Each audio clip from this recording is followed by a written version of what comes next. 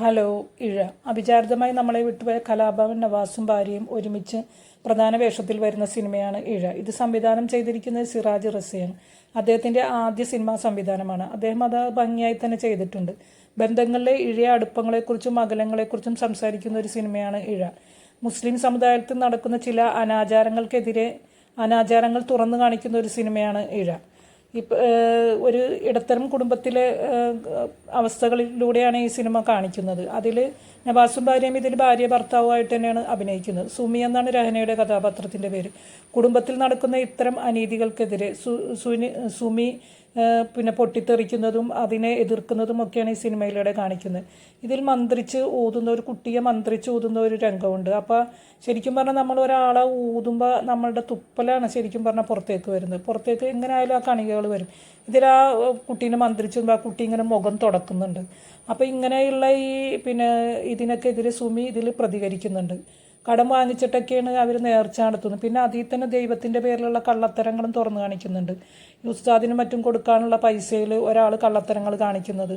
അതുപോലെ തന്നെ തങ്ങന്മാരടുത്ത് പോണത്. എന്തെങ്കിലും പ്രശ്നങ്ങൾ വരുമ്പോൾ നമുക്കിപ്പോൾ എന്തെങ്കിലും പ്രശ്നങ്ങളുണ്ടെങ്കിൽ നമ്മൾ ദൈവത്തിൽ ഉറച്ച് വിശ്വസിക്കുക, അദ്ദേഹത്തോട് പ്രാർത്ഥിക്കുക. അതിന് പകരം ഇങ്ങനെയുള്ള ഓരോ ഇടത്തട്ടുകാരുടെ അടുത്ത് പോയി ഇങ്ങനെ പൈസ വെറുതെ കളയുന്നതിനെ പറ്റിയൊക്കെയാണ് സിനിമ സംസാരിക്കുന്നത്.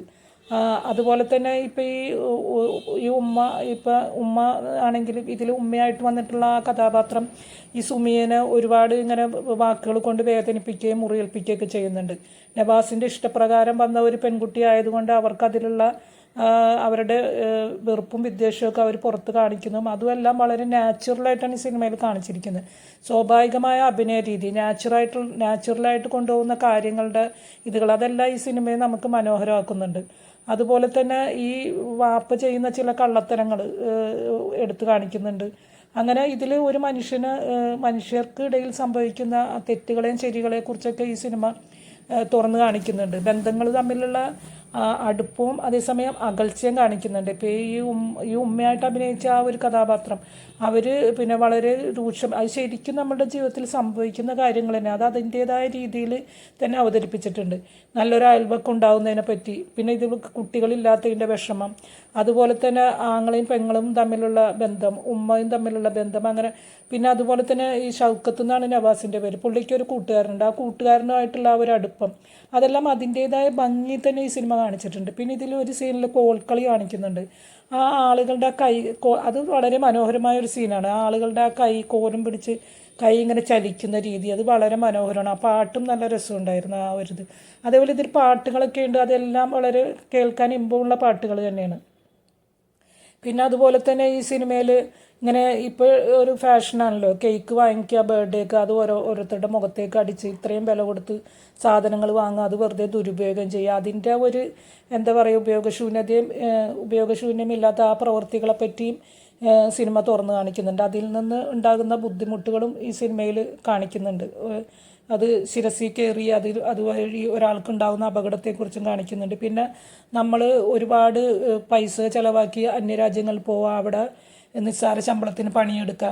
ഒരുപക്ഷെ ഇവിടെ വരുന്ന ഈ നോർത്ത് ഇന്ത്യക്കാർ ഇവിടെ അതിലും കൂടുതൽ പൈസ അവർ നമ്മുടെ കേരളത്തിൽ നിന്ന് തന്നെ ഉണ്ടാക്കുന്നുണ്ട്. പക്ഷെ നമ്മൾ പുറം രാജ്യങ്ങളിൽ പോയി ബുദ്ധിമുട്ടുന്നതും നിസ്സാര പൈസക്ക് വേണ്ടി ബുദ്ധിമുട്ടുന്നതും അത് ഇതിലെടുത്ത് കാണിക്കുന്നുണ്ട്. പിന്നെ അതുപോലെ തന്നെ പെട്ടെന്ന് പണക്കാരാവാൻ വേണ്ടി നമ്മൾ കാട്ടിക്കൂട്ടുന്ന കോപ്രായങ്ങൾ, അതിൻ്റെ പേരിൽ വന്നുപെടുന്ന നിയമക്കുരുക്കുകൾ, പണനഷ്ടം, പിന്നെ അപമാനം എല്ലാം ഈ സിനിമ എടുത്തു കാണിക്കുന്നുണ്ട്. ഒരുപാട് സാമൂഹ്യ കാര്യങ്ങളെക്കുറിച്ച് ഈ സിനിമ കാണിക്കുന്നുണ്ട്. അതുപോലെ ഭാര്യ ഭർത്തൃ ബന്ധത്തിലെ ആ ഇഴയ അടുപ്പത്തെക്കുറിച്ചും ഈ സിനിമ കാണിക്കുന്നുണ്ട്. ഇത്രയധികം ബുദ്ധിമുട്ടുകൾ ഉണ്ടാകുമ്പോഴും ഒരുമിച്ച് നിന്ന് അതിനെ നേരിടുന്നതും പിന്നെ അവസാനം അവർക്കൊരു സന്തോഷം വന്നു ചേരുന്നതും എല്ലാം വളരെ രസകരമായിട്ട് തന്നെ കാണിച്ചിട്ടുള്ള ഒരു സിനിമയാണ് ഇത്. നവാസ് വളരെ ഗംഭീരമായിട്ട് തന്നെ അഭിനയിച്ചത്. ഇത്ര നല്ലൊരു അഭിനേതാവായിരുന്നു അദ്ദേഹം എന്ന് ഈ സിനിമ കാണുമ്പോൾ വളരെയധികം വിഷമം തോന്നുന്നുണ്ട്. അതുപോലെ തന്നെ സുമിയായിട്ട് വന്ന രഹന, എന്തൊരു നാച്ചുറലായിട്ടാണ് രഹന അഭിനയിക്കുന്നത്. ഓരോ സീനുകളും അത് ഒരുപാട് നാച്ചുറലായിട്ടുള്ള ഒരുപാട് ഒരു കുടുംബത്തിൽ, മുസ്ലിം കുടുംബത്തിൽ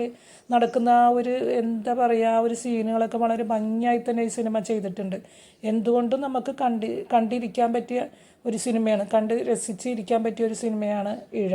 പിന്നെ അവസാനം വന്നപ്പോൾ കാര്യങ്ങൾ വേഗം ഇച്ചിരി ക്ലൈമാക്സ് ഒക്കെ വന്നപ്പോൾ ഇത്തിരി വേഗത്തിൽ കാര്യങ്ങൾ ചെയ്തോന്ന് തോന്നി. എന്നാലും വളരെ രസമായിട്ട് തന്നെ കണ്ടിരിക്കാൻ പറ്റുന്ന നല്ലൊരു സിനിമയാണ് ഇഴ. അഭിനയത്തിൻ്റെ കാര്യത്തിലായാലും പിന്നെ ഫോട്ടോഗ്രാഫി ആയാലും പിന്നെ ആർട്ട് ഡയറക്ഷൻ ആയാലും ആ വീടും ആ അന്തരീക്ഷങ്ങളും ഒക്കെ കാണിച്ചിരിക്കുന്നതായാലും എല്ലാം വളരെ രസമായിട്ട് തന്നെ വന്നിട്ടുണ്ട്. പിന്നെ അതുപോലെ തന്നെ ഓരോരുത്തരും ഇത് അമ്മായിയമ്മയായിട്ട് വന്നിട്ടുള്ള ആ സ്ത്രീ ഈ ഷൗക്കത്തിൻ്റെ ഉമ്മയായിട്ട് വന്നിട്ടുള്ള അവർ വളരെ ഗംഭീരമായിട്ട് തന്നെ ചെയ്തിട്ടുണ്ട്. അവരുടെ പിന്നെ ഡയലോഗ് പ്രസൻറ്റേഷനുമായി ഇതും എല്ലാം വളരെ നന്നായി തന്നെ അവർ ചെയ്തിട്ടുണ്ട്. അങ്ങനെയല്ല പിന്നെ ഒരു കൂട്ടുകാരനായി വന്ന ആളും നന്നായിട്ടുണ്ട്. എല്ലാം കൊണ്ടും കണ്ടിരിക്കാൻ പറ്റുന്ന നല്ലൊരു സിനിമയാണ് ഇഴ. നിങ്ങളുടെ അഭിപ്രായങ്ങൾ കമൻറ്റ് ചെയ്യുമല്ലോ. വീഡിയോ ഇഷ്ടമായെങ്കിൽ ലൈക്ക്, ഷെയർ ആൻഡ് സബ്സ്ക്രൈബ്. ഇനിയും മറ്റൊരു വീഡിയോയിൽ കാണാം. ബായ്.